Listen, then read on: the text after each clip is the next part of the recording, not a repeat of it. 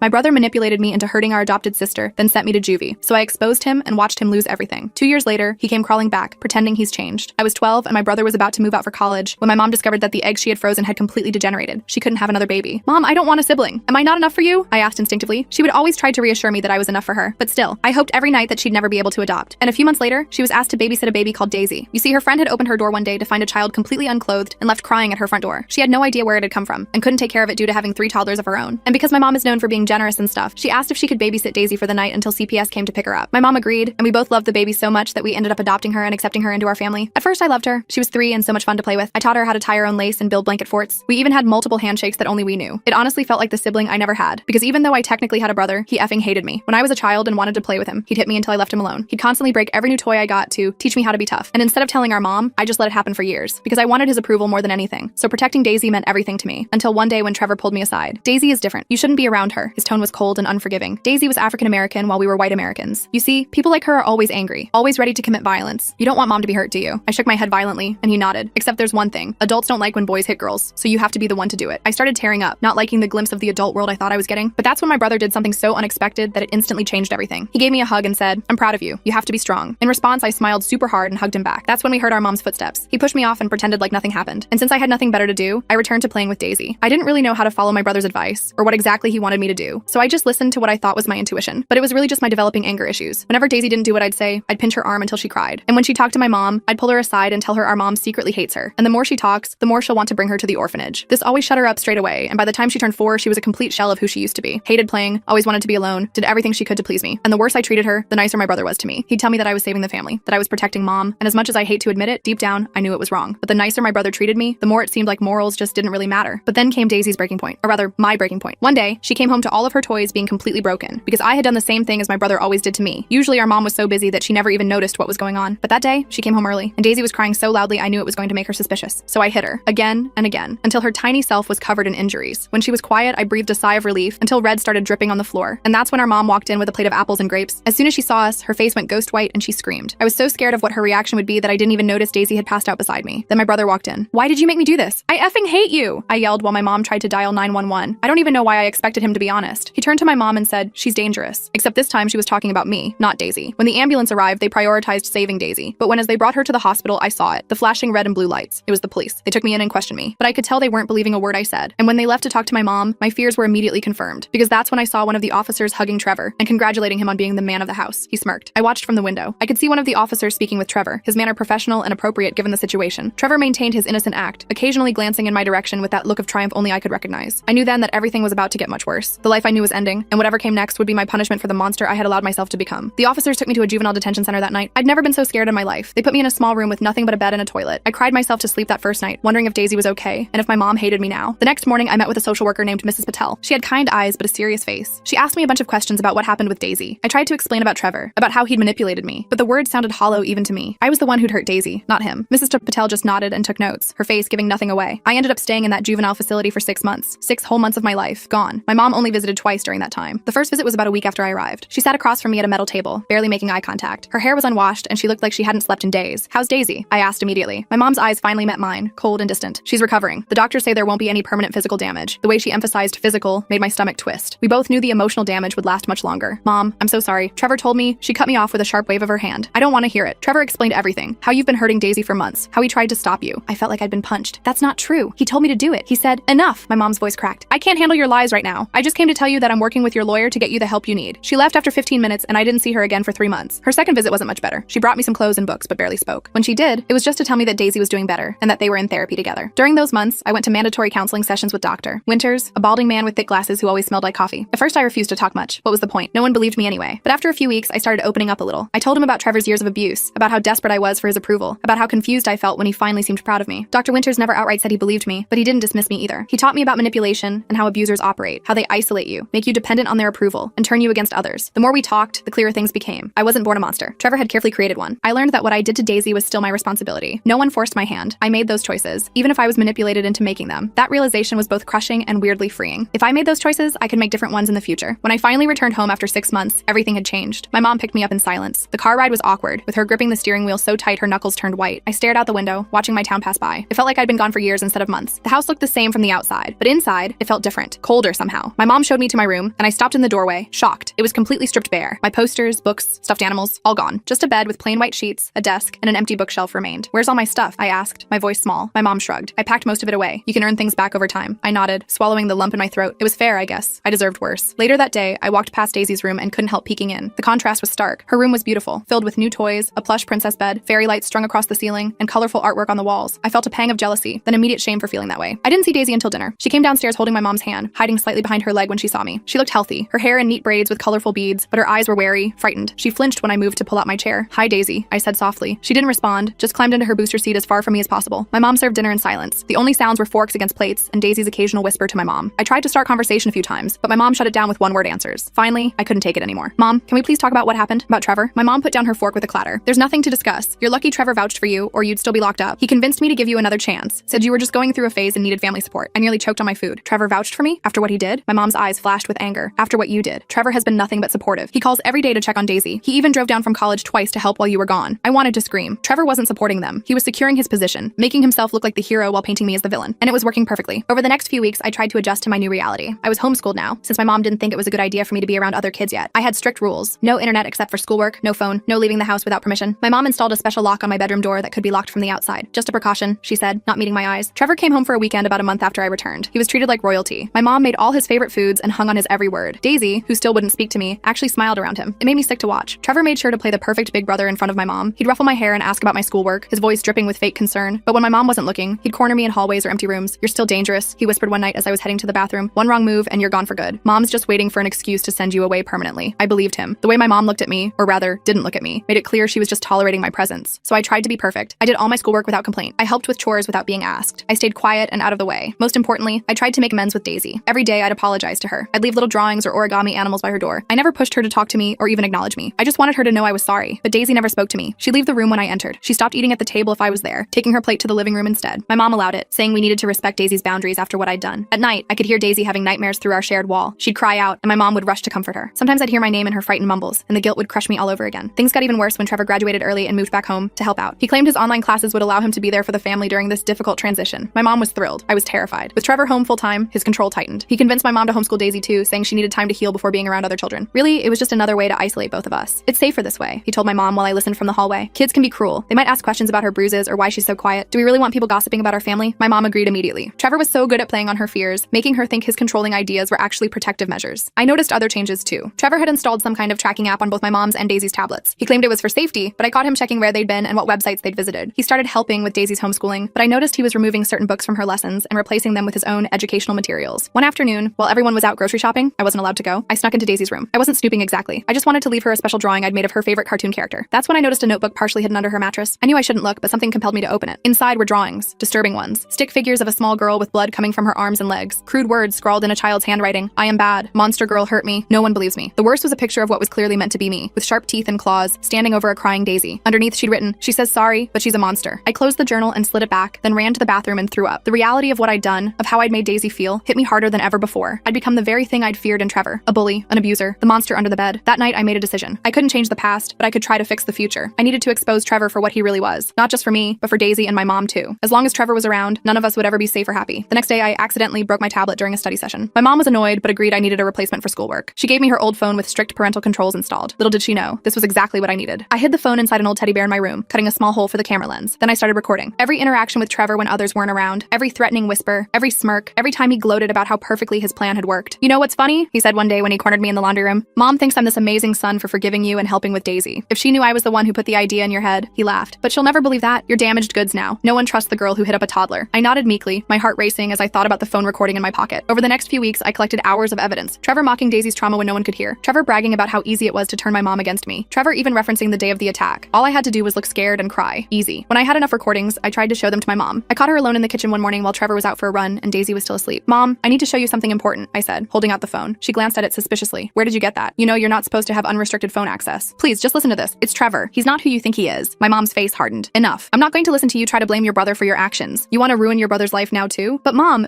no." She slammed her coffee mug down so hard it cracked. "I can't do this anymore. Every time I start to think you're getting better, you pull something like this. Trevor warned me you might try to shift blame." Of course he did. Trevor was always 10 steps ahead, anticipating and countering my moves before I made them. I realized my mom would never listen to me. She'd made up her mind about who the villain was in this story. So I tried a different approach. I made copies of the recordings and slipped flipped a flash drive into Daisy's schoolwork folder, hoping she'd listen or show it to my mom. It was a mistake. A huge, dangerous mistake. Daisy did listen to the recordings, and in her 5-year-old mind, the solution was simple. Confront the bad guy. I was in my room when I heard the shouting. I ran downstairs to find Trevor looming over Daisy, his face contorted with rage. "Where did you get this?" he was yelling, holding the flash drive. "Who told you to listen to this?" Daisy was crying, backing away from him. "You're mean! You made her hurt me! You're the monster!" I saw Trevor's hand rise, and without thinking, I lunged between them. His fist connected with my shoulder instead of Daisy's face. The pain was sharp, but the look of shock on Trevor's face was worth it. "Get away from her," I said, my voice steadier than I felt. Trevor's shock quickly morphed back to anger. "You little—" He grabbed my arm, squeezing so hard I knew it would bruise. That's when my mom walked in. She took in the scene, Trevor gripping my arm, Daisy crying, the flash drive on the floor, and immediately assumed the worst about me. "What are you doing?" she demanded. "Get away from them." Trevor immediately switched to victim mode. His face crumpled, and he let go of my arm. She gave Daisy some recordings, lies about me. Daisy got upset and started saying horrible things. I was just trying to calm her down when she attacked me. My mom believed him. Of course she did. She sent me to my room without even checking the flash drive. That night, I heard her and Trevor talking in hushed voices downstairs. I couldn't make out the words, but the tone was serious, concerned. I was terrified of what they might be planning. I needed help, but I had no one to turn to. Then I remembered my cousin Joseph. He was Trevor's age, but had always been kind to me. He'd moved out of state for work a few years ago, but we used to be close. I still had his number memorized from when I was younger. That night, I snuck downstairs after everyone was asleep and used the landline to call him. When he answered, sounding groggy from sleep, I nearly broke down. "Joseph, it's me. I need help, please." There was a pause, then his voice, more alert now. "What's wrong? Are you okay?" I told him everything, talking fast in case someone woke up and caught me, about Trevor's manipulation, about what I'd done to Daisy, about the recordings and how no one would listen. "I know it sounds crazy," I whispered, tears streaming down my face, "and I know I did terrible things, but Trevor is dangerous, and no one believes me." Joseph was quiet for so long I thought he'd hung up. Finally, he spoke. "I'll be there tomorrow. Don't tell anyone I'm coming." I hung up feeling both relieved and terrified. What if Joseph didn't believe me either? What if he sided with Trevor like everyone else? That night, I wedged a metal ruler between my door and the frame, a trick I'd learned in Juvie from a girl who was afraid of her roommate. Sure enough, around 2 a.m., I heard my doorknob turning slowly. Through the crack, I could see Trevor's silhouette, trying to get in, probably to take my phone and delete the evidence. The ruler held, and eventually he gave up. The next day was tense. I could feel Trevor watching me, suspicious of my every move. I tried to act normal, but my heart was racing all day, waiting for Joseph to arrive. When the doorbell rang that afternoon, my mom answered it, then called out in surprise, "Joseph, what are you doing here?" I came downstairs to find my cousin in the entryway. He looked different, older, with a short beard and broader shoulders, but his eyes were the same, kind and observant. They widened slightly when he saw me, taking in how thin I'd gotten, how nervous I looked. "Just thought I'd surprise everyone with a visit," he said casually. "It's been too long." Trevor came downstairs then, his face carefully neutral. "Joseph, didn't know you were coming." Joseph shrugged. "Spontaneous road trip. Hope that's cool." My mom was delighted to have Joseph visit. She fussed over him, making coffee and asking about his job. Trevor stayed quiet, watching Joseph with suspicious eyes. I could almost see the wheels turning in his head, wondering if I'd somehow contacted Joseph, if this visit was a threat to his control. Joseph stayed for dinner. He was great with Daisy, getting her to smile more than I'd seen in months. He asked casual questions about what had been happening with the family, carefully observing everyone's reactions. I could tell he was piecing things together, seeing the dynamics for himself. After dinner, Joseph pulled me aside while my mom was doing dishes. "I need to talk to you alone, and I need to see those recordings." I nodded, relief washing over me. Someone was finally going to listen. Joseph told my mom he was taking me for ice cream, to catch up with my favorite little cousin. Trevor tried to invite himself along, but Joseph smoothly shut him down. "Brother-sister bonding time. We won't be long." In Joseph's car, I showed him all the recordings. His face grew darker with each one, his hands tightening on the steering wheel. "Jesus," he muttered after listening to Trevor gloat about manipulating my mom. "He's worse than I remembered." "You believe me?" I asked, my voice small. Joseph looked at me, his eyes serious. I always thought something was off with Trevor, the way he'd act one way around adults and another when they weren't looking. But this, he shook his head. "This is beyond messed up." We talked for hours, parked at a nearby lake. I told him everything, the full story from beginning to end, how Trevor had abused me for years, how desperate I was for his approval, how he'd manipulated me into hurting Daisy, how no one would believe me now because of what I'd done. "You can stay with me," Joseph offered. "I have a spare room. You could start fresh somewhere new." The offer was tempting, so tempting, but I shook my head. "I can't leave Daisy, not with him. She's not safe." Joseph nodded slowly. "Then we need a plan." We came up with one that night. It was risky, but it was the only way to expose Trevor for what he really was. Joseph would pretend to leave but actually hide nearby. I would confront Trevor, recording everything. Joseph would be there as backup if things got dangerous. The next day, Joseph made a show of saying goodbye to everyone. He hugged me last, whispering, "Be careful. I'll be close." That night, I waited until my mom took Daisy to her weekly therapy session. Trevor and I were alone in the house. I found him in the living room scrolling through his phone. "We need to talk," I said, my voice shaking despite my best efforts. Trevor barely looked up. "Nothing to talk about. I know what you did, what you're still doing, and I'm not going to let you hurt Daisy or manipulate mom anymore." That got his attention. He put down his phone, his eyes narrowing. "And how exactly do you plan to stop me? No one believes you. You're the psycho who hit up a toddler, remember? Because you told me to," I shouted, my hands balling into fists. "You've been controlling me my whole life, making me think I needed your approval, but I don't, and I'm going to tell everyone the truth." Trevor laughed, the sound cold and mocking. "Go ahead, see how that works out for you." I pulled out my phone, showing him I was recording. "I already am." His face changed then, anger replacing amusement. He lunged at me, trying to grab the phone. "Give me that, you little brat!" I dodged him, backing toward the door where I knew Joseph would be listening. "Everyone's going to know what you really are, Trevor. A manipulative, abusive liar." Something snapped in Trevor then. His eyes went dark, and he charged at me. "You ruined everything!" he screamed, grabbing me by the throat and slamming me against the wall. His fingers dug into my neck, cutting off my air. "You were supposed to be gone, out of the picture." I clawed at his hands, panic rising as I couldn't breathe. Black spots danced in my vision. This wasn't part of the plan. Trevor was supposed to incriminate himself verbally, not physically attack me. Just as I thought I might pass out, the door burst open. Joseph rushed in, grabbing Trevor and yanking him off me. I collapsed to the floor, gasping for air. "What the hell are you doing?" Joseph shouted, shoving Trevor away from me. Trevor's face was a mask of rage. "She's lying about me. She's always lying." That's when I realized my mom was standing in the doorway, Daisy half hidden behind her legs. They must have come home early from therapy. My mom's face was white with shock, her keys still dangling from her hand. "What is going on?" she demanded, her voice shrill with panic. Trevor immediately switched tactics, 6, his face crumpling into a look of distress. "She attacked me, Mom. I was just defending myself." Joseph burst in and got the wrong idea. My mom looked uncertain, her eyes darting between us. For a horrible moment, I thought she was going to believe Trevor again. Then Joseph pulled out his phone. "Listen to this," he said, playing the audio he'd been recording from outside. Trevor's voice filled the room. "You ruined everything? You were supposed to be gone. Out of the picture." My mom's face crumpled. She looked at Trevor like she was seeing him for the first time. "Trevor? What is he talking about?" Trevor's mask slipped completely then, his face contorted with rage. "She deserved it. Both of them did. Little brats taking all your attention, making you forget about me." My mom staggered back like she'd been slapped. "What are you saying?" Joseph played more of the recording. Trevor admitting to manipulating me, gloating about turning my mom against me, mocking Daisy's trauma. The final blow was Trevor's voice saying, "She'll never believe you anyway. She's too desperate not to lose another child." My mom dropped the plate she was holding. It shattered on the floor, the sound startlingly loud in the sudden silence. She sank down onto the couch, her face blank with shock. Daisy ran to her, climbing into her lap and burying her face in my mom's shoulder. Trevor tried to backpedal, to claim the recordings were fake, that Joseph and I had set him up, but the damage was done. The truth was finally out. Joseph called his mom, Trevor's aunt, and explained the situation. Together, they decided Daisy and I would stay with Joseph for a while until things settled down. My mom didn't protest. She just sat there crying silently, looking shell-shocked. As we packed our things, I heard Joseph talking to Trevor in the kitchen, his voice low and threatening. "If you ever come near them again, I will personally make sure everyone knows exactly what kind of person you are. And trust me, I've got friends who would be very interested to hear about a college guy who manipulates children into violence." We left that night, Daisy holding my hand as we walked to Joseph's car. She still didn't speak to me, but she didn't pull away either. It was a start. The first few weeks at Joseph's place were weird as hell. His apartment wasn't huge, but it felt like a mansion compared to the suffocating atmosphere of my mom's house. He lived about an hour away in this decent complex with a pool and everything. Daisy got the spare bedroom with the twin bed, and I crashed on the pull-out couch in the living room. Not gonna lie, that couch had a metal bar that dug into my back every night, but I didn't care. I was just happy to be somewhere safe. Joseph was pretty cool about the whole situation. He worked from home doing some tech support jobs, so he was around most of the time. He didn't hover or ask a bunch of questions, just let us settle in and figure things out. His girlfriend Sarah came over sometimes. She was nice too, always bringing Daisy little coloring books and stuff. Daisy still wouldn't really talk to me. She'd answer direct questions with nods or one-word responses, but that was it. At night, I could hear her crying through the thin walls. I wanted to go comfort her, but I knew she wouldn't want me anywhere near her. That was the worst part, knowing I was the source of her nightmares. About a week after we moved in, Joseph's mom, my Aunt Beverly, came to visit. She brought a ton of food and some clothes for us since we'd left in such a hurry. While Daisy was taking a nap, Aunt Beverly sat me down at the kitchen table. "I need you to be honest with me," she said, her face serious, "about everything that happened." So I told her, all of it. The years of Trevor's abuse, how he manipulated me, what I did to Daisy, everything. I kept waiting for her to look disgusted or angry, but she just listened, occasionally wiping away tears. When I finished, she took my hands in hers. I always knew something wasn't right with Trevor. Even when he was little, the way he'd hurt animals when no one was looking, how he'd lie so convincingly. Your mom never wanted to see it. She still doesn't believe me, I said, staring at the table. She will, Aunt Beverly said firmly. She just needs time to process everything. It's not easy to admit you've been fooled by your own child. The next day, Aunt Beverly took Daisy to a child psychologist she knew. Dr. Morgan specialized in trauma cases and had this super calm office with lots of toys and soft lighting. I stayed in the waiting room, flipping through old magazines and trying not to think about all the damage I'd caused. After the session, Dr. Morgan asked to speak with me alone. My stomach dropped to my feet. I was sure she was going to tell me I was a monster, that I should stay away from Daisy forever. Instead, she sat me down and said, "Daisy told me what happened. Not just what you did, but what your brother told you. She heard more than you realized." I didn't know what to say to that. I just sat there, picking at a loose thread on my jeans. "What you did was wrong," Dr. Morgan continued, her voice gentle but firm. "But you were also a victim of manipulation and abuse. That doesn't excuse your actions, but it helps explain them." She recommended I start seeing a therapist too. Joseph found me someone the next day, this guy named Dr. Kenneth, who specialized in teenage trauma. He didn't sugarcoat things or tell me I was blameless, but he helped me understand how Trevor had systematically broken down my sense of right and wrong. "Your brother is what we call a high-functioning sociopath," Dr. Kenneth explained during one session. "He lacks empathy, but is very good at mimicking it when necessary. People like that are expert manipulators." Meanwhile, my mom was sending mixed messages. She'd text Joseph asking how we were doing, but never asked to speak to me directly. She sent money for our expenses, but didn't visit. It was like she couldn't decide if she believed me or not. Trevor, on the other hand, got kicked out. Aunt Beverly told me my mom finally listened to the recordings and confronted him. He denied everything at first, then got angry and broke a bunch of stuff in the house. My mom called the police, and they escorted him off the property. He ended up staying with some family friend named Willie who lived a few towns over. About a month after we left, my mom finally called me. The conversation was awkward as hell. She didn't exactly apologize, but she did say she was processing everything and trying to understand. She asked to speak to Daisy, but Daisy refused to come to the phone. I couldn't blame her. Life settled into a weird new normal. I started online school through a program Joseph found. Daisy went to a real school nearby. Joseph and Aunt Beverly thought it would be good for her to be around other kids. I'd walk her there every morning and pick her up every afternoon, waiting at a distance so I wouldn't freak her out. She'd walk to me silently, and we'd head back to Joseph's place without talking. One day, about 2 months after we'd moved in, something changed. We were walking home from school when Daisy suddenly stopped and pointed at an ice cream truck parked across the street. "Can we get some?" she asked. It was the first time she'd initiated a conversation with me in months. I was so surprised I just stood there for a second before nodding. "Yeah, of course." We got our ice creams, chocolate for her, vanilla for me, and sat on a bench in the small park near Joseph's apartment. Daisy licked her cone carefully, making sure nothing dripped. "Doctor, Morgan says you were hurt too," she said suddenly, her eyes on her ice cream. "By Trevor." I nearly choked. "Yeah, I was. She says that's why you hurt me, because you were hurt first." I didn't know what to say to that. It was true, but it felt like an excuse. "That doesn't make it okay," I finally said. "What I did was wrong, and I'm so sorry, Daisy." She nodded, still not looking at me. I know. We finished our ice cream in silence, but something had shifted. It wasn't forgiveness, not yet, but it was a start. The next week, I got a text from my mom asking if she could visit. I was nervous as hell, but said yes. Joseph offered to be there as a buffer, but I told him I needed to handle this myself. My mom showed up looking tired and older somehow, like she'd aged years in just a few months. She brought gifts, new clothes for both of us, books, toys for Daisy. We sat in Joseph's living room, the air thick with tension. "I've been seeing a therapist," my mom said after an awkward silence. "She's helping me understand everything." I nodded, not trusting myself to speak. "I should have protected you," she continued, her voice cracking. "From Trevor. I should have seen what was happening." "You didn't want to see it," I said, the words coming out harsher than I intended. She flinched but nodded. "You're right, I didn't. It was was easier to believe he was perfect than to admit something was wrong. We talked for hours that day. Really talked, maybe for the first time ever. She told me how Trevor had always been difficult, even as a baby. How she'd convinced herself his behavior was normal, just boys being boys. How she'd been so focused on keeping him happy that she'd overlooked what he was doing to me. I failed you, she said, tears streaming down her face. And then I failed you again by not believing you. It wasn't a perfect conversation. There were moments of defensiveness, of her trying to justify her choices, but it was honest. And that was something we'd never really had before. Daisy refused to see my mom that day. She stayed in her room the entire visit, only coming out after my mom left. I didn't push her. She talked to my mom when she was ready, if ever. Over the next few months, things slowly improved. Daisy started talking to me more, little by little. She'd ask me to help with her homework or watch TV with her. One night, she even asked me to read her a bedtime story like I used to before everything went wrong. My mom visited regularly, bringing updates about home and taking both of us out for lunch or to the movies. She told us Trevor had moved 3 states away after the family friend kicked him out for stealing. Last she heard, he was working at some retail job and living in a crappy apartment. No one in the family was speaking to him anymore. Dr. Morgan suggested family therapy sessions, me, Daisy, and my mom together. They were uncomfortable as hell at first. Lots of crying and accusations and painful truths. But slowly, we started to heal. Not completely. Some wounds were too deep for that, but enough to function as a family again. 6 months after we left, my mom asked if we wanted to come home. Joseph had been amazing, but his apartment wasn't meant for 3 people long term. Plus, I knew he and Sarah were talking about moving in together. Daisy and I talked about it privately. She was nervous about going back to that house with all its bad memories. Honestly, so was I. We could ask mom to move, I suggested. Find a new place without all the history. Daisy thought about it, then nodded. I'd like that. So that's what we did. My mom sold the old house and found a smaller one in a different neighborhood. New house, new start. She let us pick our own room colors and furniture. Daisy chose purple walls with silver stars painted on the ceiling. I went with plain blue, but splurged on this awesome gaming chair I'd been wanting forever. Moving day was chaotic, but kind of fun. Joseph and Sarah helped, along with Aunt Beverly and a couple of my mom's friends. By evening, we had the basics unpacked. Beds made, kitchen functional, TV set up. We ordered pizza and sat on the floor of our new living room, exhausted but happy. That night, after everyone left and my mom went to bed, I found Daisy sitting on the back porch, looking at the stars. You okay? I asked, sitting beside her. She nodded, just thinking. About what? She was quiet for a moment. About our handshakes. We used to have special ones, remember? My heart squeezed. Yeah, I remember. I forgot them, she said softly. All of them. I swallowed hard. We could make new ones. She looked at me then, really looked at me for the first time in forever. I'd like that. So we did. Right there on the back porch of our new house, we created a new handshake. It wasn't as complicated as our old ones. Just a high five, 2 fist bumps, and a finger snap, but it was ours. Something new that wasn't tainted by the past. 2 years have passed since then. Things aren't perfect. They never are in real life. Daisy still has nightmares sometimes. I still struggle with guilt and anger issues. My mom still has moments where she blames herself for everything that happened, but we're doing okay. Daisy just turned 8 last week. We had a small party with some friends from her school. I got her this cool blanket fort kit with lights and special clips to hold the blankets in place. My mom got her a bike with purple streamers. Aunt Beverly and Joseph came with Sarah, who's now his fiance. After everyone left, I gave Daisy my last gift, a new set of shoelaces in all different colors. She smiled that gap-toothed smile that always makes my heart hurt a little. Thanks, she said, immediately sitting down to replace her plain white laces with rainbow ones. I have one more thing, I told her. I held out my hand, palm up. A new handshake, just for us. Her eyes lit up as I taught her the sequence, more complex than our last one with claps and twists and a spin at the end.